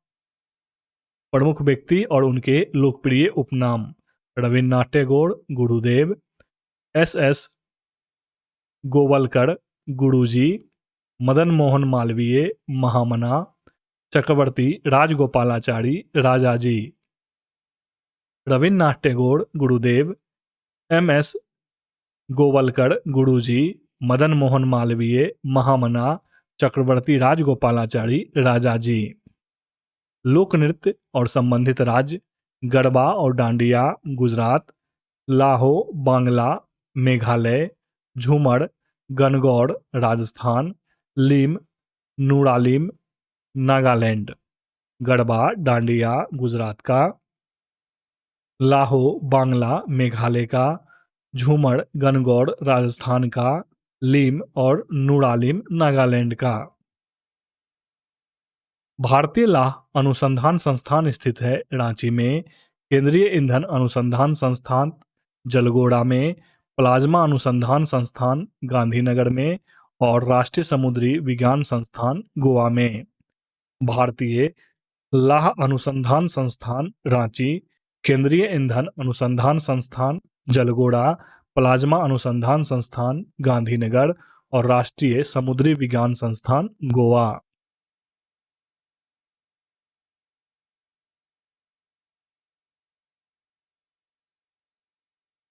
भारतीय औद्योगिक विकास बैंक आईडीबीआई की स्थापना हुई 1964 में और इसका कार्य है औद्योगिक उद्देश्यों के सभी स्तरों का वित्त पोषण, आधारभूत उद्योगों का प्रोत्साहन। फिर नोट में लिखा है अक्टूबर 2004 में इसे वाणिज्यिक बैंक के रूप में अधिसूचित कर दिया गया। भारतीय औद्योगिक विकास बैंक आईडीबीआई की स्थापना हुई 1964 में। इनका कार्य है औद्योगिक उद्देश्यों के सभी स्तरों का वित्त पोषण, आधारभूत उद्योगों का प्रोत्साहन। अक्टूबर 2004 में इसे वाणिज्यिक बैंक के रूप में अधिसूचित कर दिया गया। मेघालय के नए राज्यपाल पी चौहान को बनाया गया है, जबकि सिक्किम का नया राज्यपाल लक्ष्मण आचार्य को एवं झारखंड का नया राज्यपाल सीवी राधाकृष्णन को बनाया गया है। मेघालय के नए राज्यपाल पी चौहान को बनाया गया है, जबकि सिक्किम का नया राज्यपाल लक्ष्मण आचार्य को और झारखंड का नया राज्यपाल सीपी राधाकृष्णन को बनाया गया है। शैली ऐप को केरल सरकार द्वारा जारी किया गया है। इस ऐप को जारी करने का उद्देश्य राज्य के लोगों की जीवन शैली को सुधारना है। शैली ऐप को केरल सरकार द्वारा जारी किया गया है। इस ऐप को जारी करने का उद्देश्य राज्य के लोगों की जीवन शैली को सुधारना है। दस्तलिक फोर्ड युद्धाभ्यास 2023 का आयोजन भारत तथा उज्बेकिस्तान के मध्य प्रतिवर्ष किया जाता है। 2023 में इसका आयोजन पिथौरागढ़ राजस्थान में किया गया। दस्तलिक फोर्ड युद्धाभ्यास 2023 का आयोजन भारत तथा उज्बेकिस्तान के मध्य प्रतिवर्ष किया जाता है। 2023 में इसका आयोजन पिथौरागढ़ राजस्थान में किया गया। जल संरक्षण पर पहला अखिल भारतीय शिखर सम्मेलन का आयोजन नई दिल्ली में 5 जनवरी 2023 को किया गया और इसका विषय वाटर विजन @2047 था। जल संरक्षण पर पहला अखिल भारतीय शिखर सम्मेलन का आयोजन नई दिल्ली में 5 जनवरी 2023 को किया गया और इसका विषय था वाटर विजन @2047। अर्जुन अवार्ड 2022 से सम्मानित श्री अमित का संबंध बॉक्सिंग खेल से है। 2022 में कुल 25 खिलाड़ी को अर्जुन अवार्ड से सम्मानित किया गया। अर्जुन अवार्ड विजेता को 15 लाख रुपए की राशि दी जाती है। अर्जुन अवार्ड 2022 से सम्मानित श्री अमित का संबंध बॉक्सिंग खेल से है। 2022 में कुल 25 खिलाड़ी को अर्जुन अवार्ड से सम्मानित किया गया। अर्जुन अवार्ड विजेता को 15 लाख रुपए की राशि दी जाती है। राजा राम मोहन राय पुरस्कार 2023 से वी.के. प्रसाद को सम्मानित किया गया, जबकि मातृभूमि book of the year award 2023 से डॉक्टर पैगी मोहन को सम्मानित किया गया। राजा राम मोहन राय पुरस्कार 2023 से वी.के. प्रसाद को सम्मानित किया गया, जबकि मातृभूमि book of the year award 2023 से डॉक्टर पैगी मोहन को सम्मानित किया गया।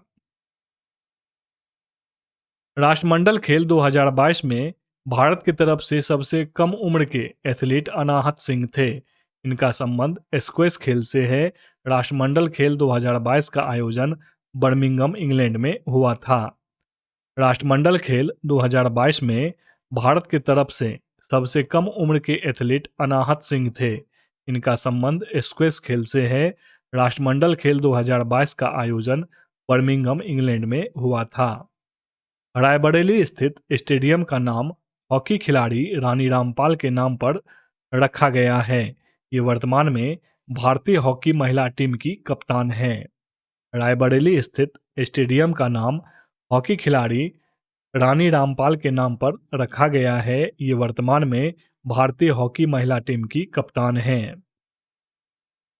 2023 में लुइस कैफेरेली को गणित के लिए एबल पुरस्कार हेतु चुना गया है। यह पुरस्कार नॉर्वे के राजा के द्वारा प्रतिवर्ष गणित के क्षेत्र में दिया जाता है। 2023 में लुइस कैफेरेली को गणित के लिए एबल पुरस्कार हेतु चुना गया है। यह पुरस्कार नॉर्वे के राजा के द्वारा प्रतिवर्ष गणित के क्षेत्र में दिया जाता है। प्रधानमंत्री नरेंद्र मोदी ने मार्च 2023 में कॉल बिफोर यू डिग नाम से ऐप जारी किया है। इसका संबंध सड़क के खुदाई से है। प्रधानमंत्री नरेंद्र मोदी ने मार्च 2023 में कॉल बिफोर यू डिग नाम से ऐप जारी किया है और इसका संबंध सड़क की खुदाई से है।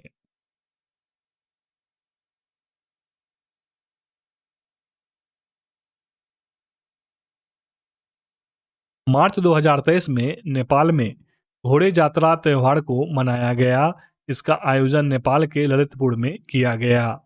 मार्च 2023 में नेपाल में घोड़े यात्रा त्योहार को मनाया गया और इसका आयोजन नेपाल के ललितपुर में किया गया।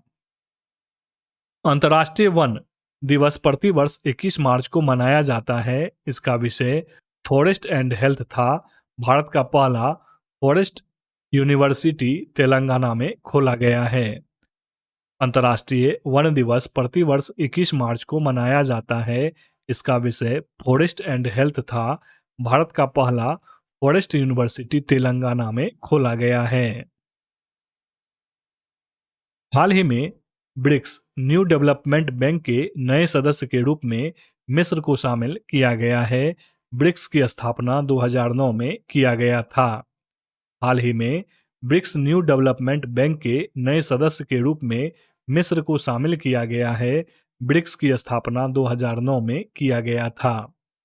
जनप्रतिनिधित्व अधिनियम 1951 की धारा 8(3) के अंतर्गत लोकसभा सदस्य एवं कांग्रेस नेता राहुल गांधी की सदस्यता को रद्द कर दी गई है। राहुल गांधी को सूरत कोर्ट ने मानहानि मुकदमे में 2 साल की सजा सुनाई है। जनप्रतिनिधित्व अधिनियम 1951 की धारा 8(3) के अंतर्गत लोकसभा सदस्य एवं कांग्रेस नेता राहुल गांधी की सदस्यता को रद्द कर दिया गया है। राहुल गांधी को सूरत कोर्ट ने मानहानि मुकदमे में 2 साल की सजा सुनाई है। जियो सिनेमा ने भारतीय क्रिकेटर सूर्य कुमार यादव को अपना नया ब्रांड एम्बेसडर बनाया है। जियो सिनेमा ने भारतीय क्रिकेटर सूर्य कुमार यादव को अपना नया ब्रांड एम्बेसडर बनाया है। डीजल परिवहन से संबंधित मैत्री पाइपलाइन की शुरुआत भारत तथा बांग्लादेश के मध्य हुई है। इसकी कुल लंबाई लगभग 131 किलोमीटर तथा इसकी लागत 337 करोड़ रुपये है। डीजल परिवहन से संबंधित मैत्री पाइपलाइन की शुरुआत भारत तथा बांग्लादेश के मध्य हुई है। इसकी कुल लंबाई 131 किलोमीटर, इसकी लागत 337 करोड़ रुपये है। ऑस्ट्रेलियाई ओपन 2023 में महिला एकल का खिताब एरिना सबलेंका ने जीता है। पुरुष एकल का खिताब नोवाक जोकोविच ने जीता है। ऑस्ट्रेलियाई ओपन 2023 में महिला एकल का खिताब एरिना सबलेंका ने जीता है, जबकि पुरुष एकल का खिताब नोवाक जोकोविच ने जीता है। राजस्थान के मुख्यमंत्री अशोक गहलोत ने 19 नए जिलों के गठन की मंजूरी दी है। इसके साथ ही यहां जिलों की संख्या 50 हो जाएगा। राजस्थान के मुख्यमंत्री अशोक गहलोत ने 19 नए जिलों के गठन को मंजूरी दी है। इसके साथ ही यहां जिलों की संख्या 50 हो जाएगा। ग्लोबल फायर इंडेक्स 2023 में भारत का स्थान चौथा है, जबकि पहला स्थान अमेरिका का और दूसरा स्थान रूस और तीसरा स्थान चीन का है। ग्लोबल फायर इंडेक्स 2023 में भारत का स्थान चौथा है, जबकि पहला स्थान अमेरिका, दूसरा स्थान रूस का और तीसरा स्थान चीन का है। प्रधानमंत्री नरेंद्र मोदी द्वारा एक देश एक उर्वरक योजना को लॉन्च किया गया है। प्रधानमंत्री नरेंद्र मोदी के द्वारा एक देश एक उर्वरक योजना को लॉन्च किया गया है। भारत सरकार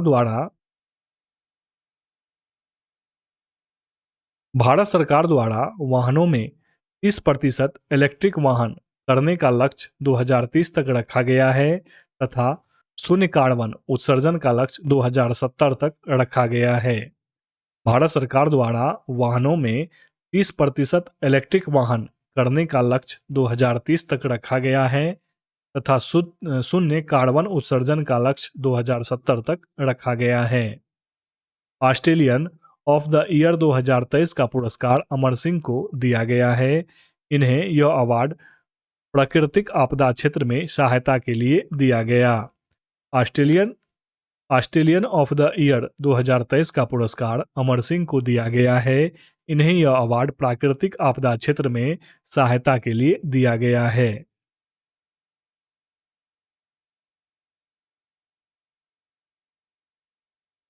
उसके बाद है बोला टिनुबू नाइजीरिया के नए राष्ट्रपति बने हैं, जबकि वो वान युओंग को वियतनाम का नया राष्ट्रपति बनाया गया है।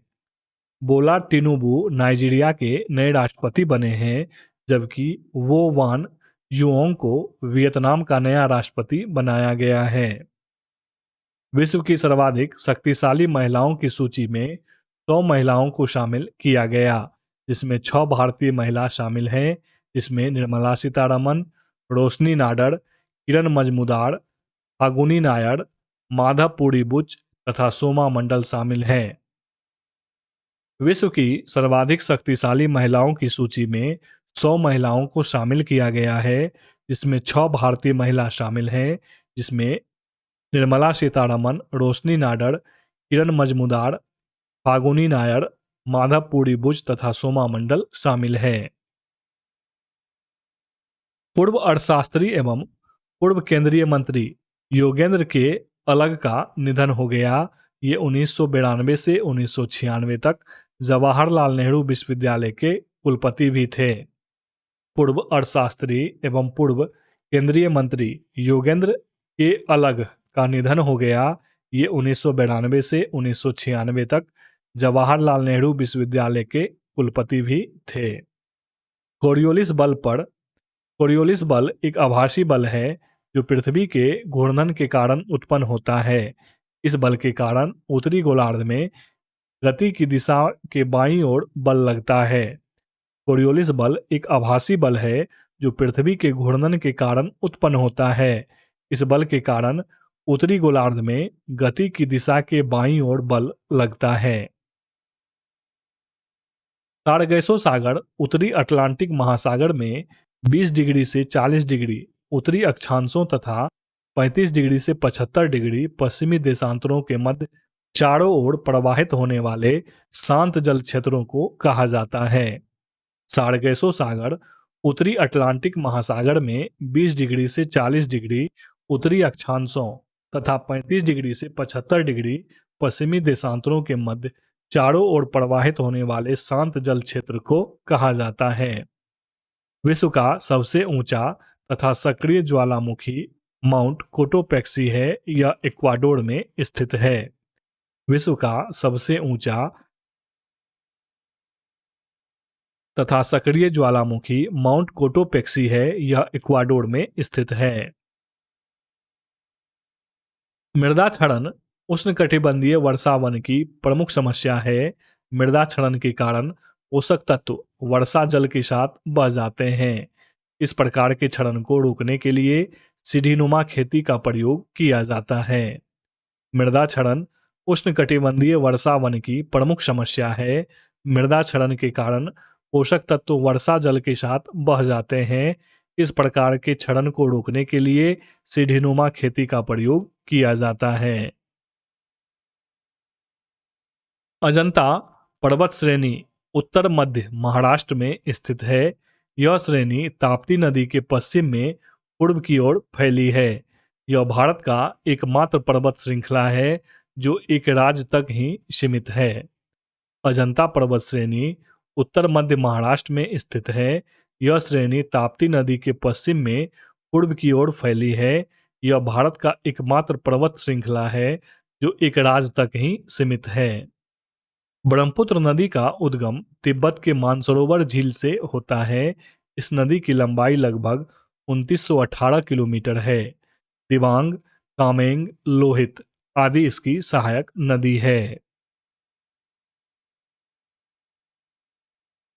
ब्रह्मपुत्र नदी का उद्गम तिब्बत के मानसरोवर झील से होता है। इस नदी की लंबाई लगभग 2918 किलोमीटर है। दिबांग, कामेंग, लोहित आदि इसकी सहायक नदी है। इंदिरा गांधी नहर का उद्गम स्थल हरिके बैराज है। यह बैराज सतलज तथा ब्यास नदी के तट पर स्थित है। इंदिरा गांधी नहर परियोजना भारत की सबसे बड़ी नहर प्रणाली है। इंदिरा गांधी नहर का उद्गम स्थल हरिके बैराज है। यह बैराज सतलज तथा ब्यास नदी के तट पर स्थित है। इंदिरा गांधी नहर परियोजना भारत की सबसे बड़ी नहर प्रणाली है। भारत के लगभग 45% भूभाग पर जलोढ़ मिट्टी पाई जाती है। इस प्रकार की मिट्टी में पोटास, चूना प्रचुर मात्रा में पाया जाता है। भारत के लगभग 45% भूभाग पर जलोढ़ मिट्टी पाई जाती है। इस प्रकार की मिट्टी में पोटास, चूना प्रचुर मात्रा में पाया जाता है।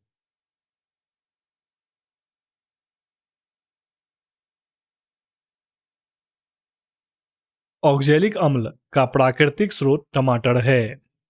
इमली में टार्टरिक अम्ल, खट्टा दूध में लैक्टिक अम्ल और चींटी के डंक में फार्मिक अम्ल। ऑक्जेलिक अम्ल का प्राकृतिक स्रोत क्या है? टमाटर। इमली में क्या पाया जाता है? टार्टरिक अम्ल। खट्टा दूध में लैक्टिक अम्ल और चींटी के डंक में फार्मिक अम्ल। रेबीज का टीका तथा दूध का पास्चुराइजेशन की खोज लुई पास्चर ने की थी, जबकि चेचक के टीके की खोज एडवर्ड जेनर ने तथा पोलियो वैक्सीन की खोज जॉन ई साल्क ने की थी। रेबीज का टीका तथा दूध का पास्चुराइजेशन की खोज लुई पास्चर ने की थी, जबकि चेचक के टीके की खोज एडवर्ड जेनर ने तथा पोलियो वैक्सीन की खोज जॉन ई साल्क ने की थी। पौधों में ऊर्जा का अंतिम स्रोत सूर्य का प्रकाश है। सूर्य सभी जीवों के लिए ऊर्जा का अंतिम स्रोत है। पौधों में ऊर्जा का अंतिम स्रोत सूर्य का प्रकाश है। सूर्य सभी जीवों के लिए ऊर्जा का अंतिम स्रोत है। मार्सिलिया में पापदकाय के एक हिस्से से दूसरे हिस्से में जल एवं अन्य पदार्थों के संवहन हेतु विशिष्ट ऊतक मौजूद होते हैं। यह एक जलीय फर्न परिवार का सदस्य है। फर्न परिवार के सदस्यों की पत्तियां 3 भागों में विभक्त हो जाती है। ऐसे पौधे अक्सर तालाबों या नालों के किनारे कीचड़ में घने गुच्छों में आते हैं। मार्सिलिया में पापदकाय के एक हिस्से से दूसरे हिस्से में जल एवं अन्य पदार्थों के संवहन हेतु विशिष्ट ऊतक मौजूद होते हैं। यह एक जलीय फर्न परिवार का सदस्य है। फर्न परिवार के सदस्यों की पत्तियां 3 भागों में विभक्त हो जाती है। ऐसे पौधे अक्सर तालाबों या नालों के किनारे कीचड़ में घने गुच्छों में आते हैं। चेचक स्मॉल पॉक्स एक विषाणु जनित संक्रामक रोग है। यह वेरिसेला वायरस के कारण होता है। इसमें तेज बुखार, पीड़ा, जलन, बेचैनी तथा संपूर्ण शरीर पर लाल दाने निकल आते हैं। इसका संचरण सीधे वायु द्वारा, छींक द्वारा तथा खांसी द्वारा होता है। चेचक स्मॉल पॉक्स एक विषाणु जनित संक्रामक रोग है। यह वेरिसेला वायरस के कारण होता है। इसमें तेज बुखार, पीड़ा, जलन, बेचैनी तथा संपूर्ण शरीर पर लाल दाने निकल आते हैं। इसका संचरण सीधे वायु द्वारा, छींक द्वारा अथवा खांसी द्वारा होता है। अंडे को अंडाशय से गर्भाशय तक अंडवाहिका फैलोपियन ट्यूब के द्वारा ले जाया जाता है। अंडवाहिका मादा जनन अंग का नलिकाकार भाग है जो गर्भाशय के दोनों ओर स्थित होते हैं। ये अंडाणुओं का वहन करते हैं, अर्थात यह अंडाणुओं को गर्भाशय तक पहुंचने का मार्ग है।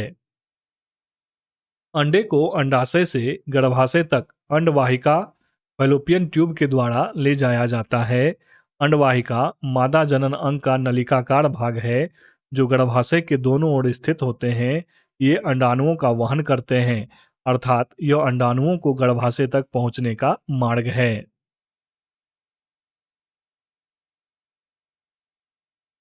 उसके बाद है अस्थि कोशिकाएं एक हार्ड मैट्रिक्स में अंतःस्थापित होती है जो कैल्शियम तथा फास्फोरस का बना होता है।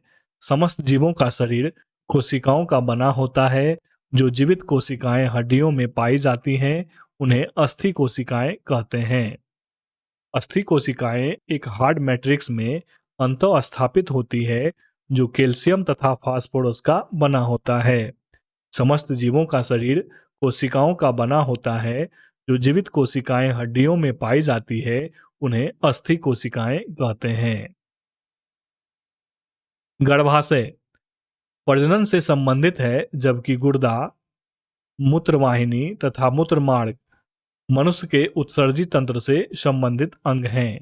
गर्भाशय प्रजनन से संबंधित है, जबकि गुर्दा, मूत्रवाहिनी और मूत्रमार्ग मनुष्य के उत्सर्जी तंत्र से संबंधित है। महाधमनी मानव शरीर की सबसे बड़ी तथा मुख्य धमनी है जो हृदय के बाएं नीले से आरंभ होती है तथा जिसमें से ऑक्सीजन युक्त रक्त सारे शरीर के ऊतकों में ऑक्सीजन का संचरण करता है। यह धमनी दैहिक एवं फुफ्फुसीय रक्त परिवहन करती है तथा दैहिक कोशिकाओं और शिरा तंत्रों से होती हुई पुनः हृदय के दाहिने आलिंद में वापस जाती है। महाधमनी मानव शरीर की सबसे बड़ी तथा मुख्य धमनी है जो हृदय के बाएं नीले से आरंभ होती है तथा जिसमें से ऑक्सीजन युक्त रक्त सारे शरीर के ऊतकों में ऑक्सीजन का संचरण करता है। यह धमनी दैहिक एवं फुफ्फुसीय रक्त परिवहन करती है तथा दैहिक कोशिकाओं और शिरा तंत्रों से होती हुई पुनः हृदय के दाहिने आलिंद में वापस जाती है।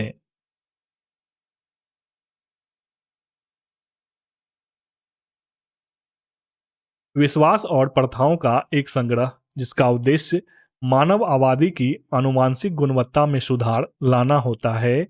यह आनुवांशिक के क्षेत्र में यूजेनिक्स कहलाता है। विश्वास और प्रथाओं का एक संग्रह जिसका उद्देश्य मानव आबादी की आनुवांशिक गुणवत्ता में सुधार लाना होता है। यह आनुवांशिक के क्षेत्र में यूजेनिक्स कहलाता है। कोशिका के सबसे बाहर चारों ओर एक बहुत पतली, मुलायम और लचीली झिल्ली होती है जिसे कोशिका झिल्ली या प्लाज्मा झिल्ली कहते हैं।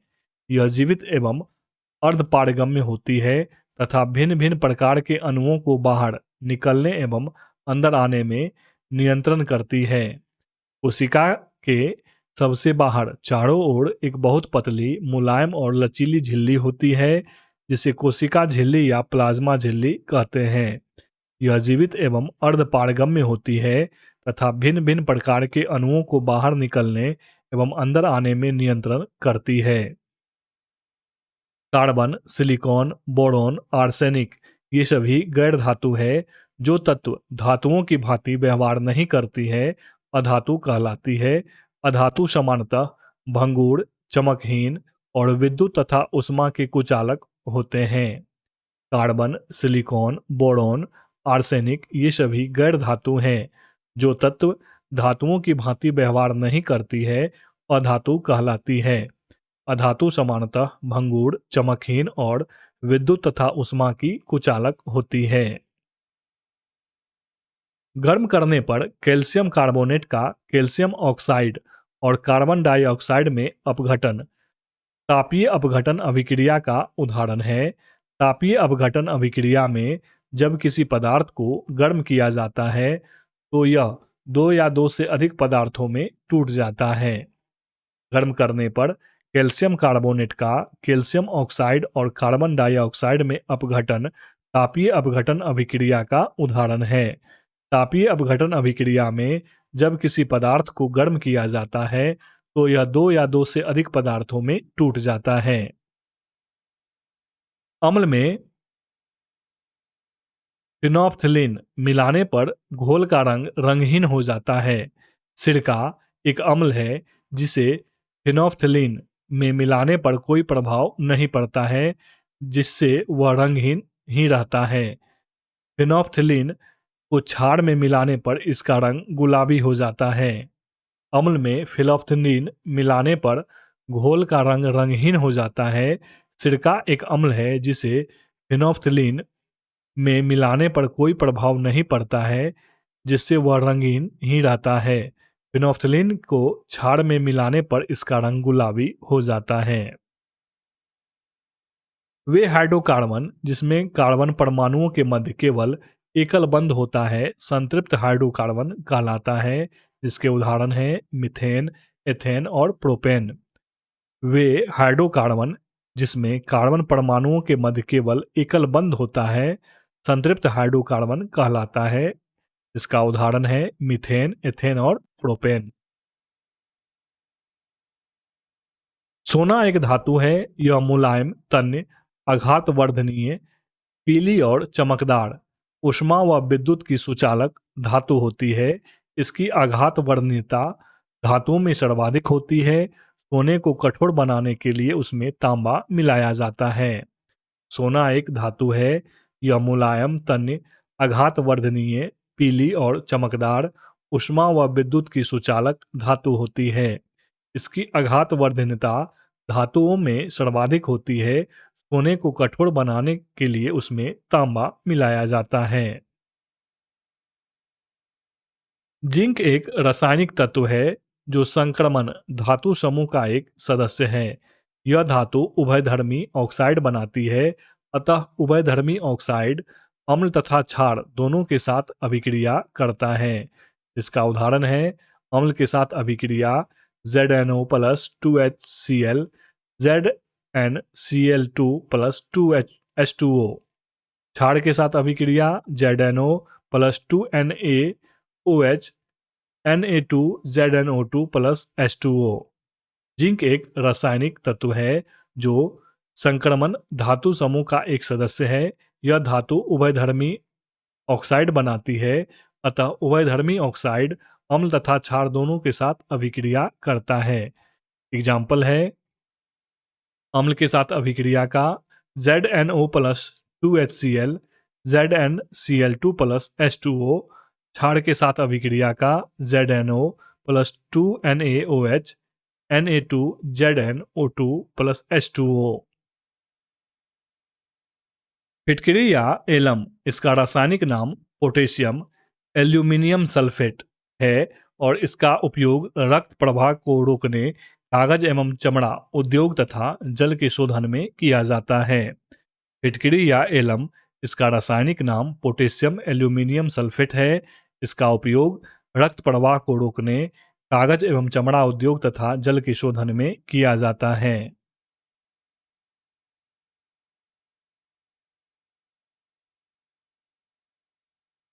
डाल्टन का परमाणु सिद्धांत रासायनिक संयोजन पर आधारित था। इस सिद्धांत के अनुसार सभी द्रव्य चाहे तत्व यौगिक या मिश्रण हो, सूक्ष्म कणों से मिलकर बने होते हैं, जिसे परमाणु कहते हैं। डाल्टन परमाणु सिद्धांत के अनुसार परमाणु पदार्थ का अविभाज्य कण होता है। रासायनिक संयोजन के मुख्य रूप से दो नियम होते हैं, द्रव्यमान संरक्षण का नियम और निश्चित अनुपात का नियम। डाल्टन का परमाणु सिद्धांत रासायनिक संयोजन पर आधारित था। इस सिद्धांत के अनुसार सभी द्रव्य चाहे तत्व यौगिक या मिश्रण हो, सूक्ष्म कणों से मिलकर बने होते हैं, जिसे परमाणु कहते हैं। डाल्टन परमाणु सिद्धांत के अनुसार परमाणु द्रव्य पदार्थ का अविभाज्य कण होता है। रासायनिक संयोजन के मुख्य रूप से दो नियम होते हैं, द्रव्यमान संरक्षण का नियम और निश्चित अनुपात का नियम। एक आदर्श ट्रांसफार्मर में निम्न विशेषताएं होती हैं। दोनों कुंडलनों में प्रतिरोध शून्य होता है। क्रोड में किसी प्रकार की हानि नहीं होती है। क्रोड में अनंत चुंबकशीलता होती है। दोनों कुंडलनों के बीच अनंत प्रतिरोध होता है। आदर्श ट्रांसफार्मर में 100% क्षमता होती है। एक आदर्श ट्रांसफार्मर में निम्न विशेषताएं होती हैं। दोनों कुंडलनों में प्रतिरोध शून्य होता है। क्रोड में किसी प्रकार की हानि नहीं होती है। क्रोड में अनंत चुंबकशीलता होती है। दोनों कुंडलनों के बीच अनंत प्रतिरोध होता है। आदर्श ट्रांसफार्मर में 100% क्षमता होती है। विद्युत प्रतिरोध किसी पदार्थ का वह गुण है जिसके कारण वह उस पदार्थ में धारा के प्रवाह में अवरोध उत्पन्न करता है। किसी चालक का प्रतिरोध उसकी लंबाई के अनुक्रमानुपाती तथा उसके अनुप्रस्थ काट के क्षेत्रफल के व्युत्क्रमानुपाती होता है। R बराबर P1/A, जहां P विशिष्ट प्रतिरोध नियतांक है। विद्युत प्रतिरोध किसी पदार्थ का वह गुण है जिसके कारण वह उस पदार्थ में धारा के प्रवाह में अवरोध उत्पन्न करता है। किसी चालक का प्रतिरोध उसकी लंबाई के अनुक्रमानुपाती तथा उसके अनुप्रस्थ काट के क्षेत्रफल के व्युत्क्रमानुपाती होता है। R बराबर P1/A, जहां P विशिष्ट प्रतिरोध नियतांक है। गुरुत्वीय त्वरण G और त्वरण का SI यूनिट एक ही मीटर प्रति सेकेंड स्क्वायर होती है। गुरुत्वीय त्वरण G का संख्यात्मक मान 9.8 मीटर प्रति सेकेंड स्क्वायर होता है। गुरुत्वीय त्वरण G और त्वरण का SI यूनिट एक ही मीटर प्रति सेकेंड स्क्वायर होती है। गुरुत्वीय त्वरण G का संख्यात्मक मान 9.8 मीटर प्रति सेकेंड स्क्वायर होता है। एनीमोमीटर एक डिवाइस है जिसका प्रयोग वायु की गति एवं शक्ति मापने के लिए किया जाता है। इसे पवन का वेग मापी एनीमोमीटर भी कहते हैं। एनीमोमीटर एक डिवाइस है जिसका प्रयोग वायु की गति एवं शक्ति मापने के लिए किया जाता है। इसे पवन वेग मापी भी कहते हैं। स्वतंत्र रूप से गिरते हुए किसी पिंड की स्थितिज ऊर्जा धीरे धीरे घटती जाती है। यह ऊर्जा संरक्षण के नियम के अनुसार ही कार्य करता है, क्योंकि जब वस्तु स्वतंत्र रूप से नीचे गिरती है तो उसकी स्थितिज ऊर्जा का रूपांतरण गतिज ऊर्जा में हो जाती है। किसी भी बिंदु पर गतिज ऊर्जा तथा स्थितिज ऊर्जा का योग हमेशा समान स्थिर रहता है। स्वतंत्र रूप से गिरते हुए किसी पिंड की स्थितिज ऊर्जा धीरे धीरे घटती जाती है। यह ऊर्जा संरक्षण के नियम के अनुसार ही कार्य करता है, क्योंकि जब वस्तु स्वतंत्र रूप से नीचे गिरती है तो उसकी स्थितिज ऊर्जा का रूपांतरण गतिज ऊर्जा में हो जाता है। किसी भी बिंदु पर गतिज ऊर्जा तथा स्थितिज ऊर्जा का योग हमेशा समान स्थिर रहता है। स्थितिज ऊर्जा बराबर mgh, जहाँ स्थितिज ऊर्जा समानुपाती है h के। अतः उपर्युक्त समीकरण से स्पष्ट होता है कि ऊंचाई के बढ़ने पर ऊर्जा बढ़ेगी और ऊंचाई के घटने पर ऊर्जा कम होगी। स्थितिज ऊर्जा बराबर mgh, जहाँ स्थितिज ऊर्जा समानुपाती है h के। अतः उपर्युक्त समीकरण से स्पष्ट होता है कि ऊंचाई के बढ़ने पर ऊर्जा बढ़ेगी और ऊंचाई के घटने पर ऊर्जा कम होगी। डेयरी में प्रयोग किया जाने वाले दूध से क्रीम को अपकेंद्रीकरण के द्वारा अलग किया जाता है। डेयरी में प्रयोग किए जाने वाले दूध से क्रीम को अपकेंद्रीकरण द्वारा अलग किया जाता है।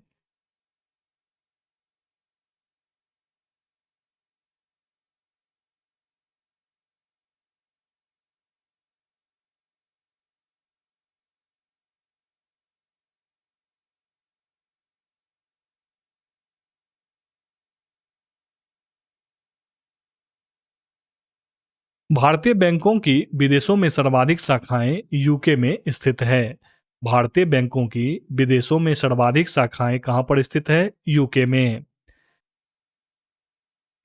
यदि किसी वस्तु का विनिमय मूल्य अन्य मुद्राओं की तुलना में जानबूझकर कम कर दिया जाता है तो इसे उस मुद्रा का अवमूल्यन कहते हैं। यह अवमूल्यन परिस्थितियों के अनुसार सरकार स्वयं करती है। यदि किसी मुद्रा का विनिमय मूल्य अन्य मुद्राओं की तुलना में जानबूझकर कम कर दिया जाता है तो इसे उस मुद्रा का अवमूल्यन कहते हैं। यह अवमूल्यन परिस्थितियों के अनुसार सरकार स्वयं करती है। जब कुल उत्पादन अधिकतम होता है तो सीमांत उत्पाद शून्य होता है। सीमांत उत्पाद शून्य और ऋणात्मक हो सकता है, लेकिन औसत उत्पाद न तो कभी शून्य हो सकता है और न ही ऋणात्मक।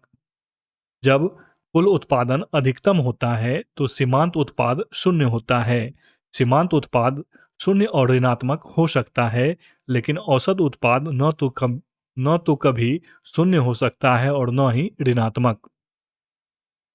11वीं पंचवर्षीय योजना का मुख्य उद्देश्य तीव्रतम एवं समावेशी विकास था। इस योजना में सकल घरेलू उत्पाद की औसत वृद्धि दर 8.3% रही। 11वीं पंचवर्षीय योजना का मुख्य उद्देश्य तीव्रतम एवं समावेशी विकास था। इस योजना में सकल घरेलू उत्पाद की औसत वृद्धि दर 8.3% रही।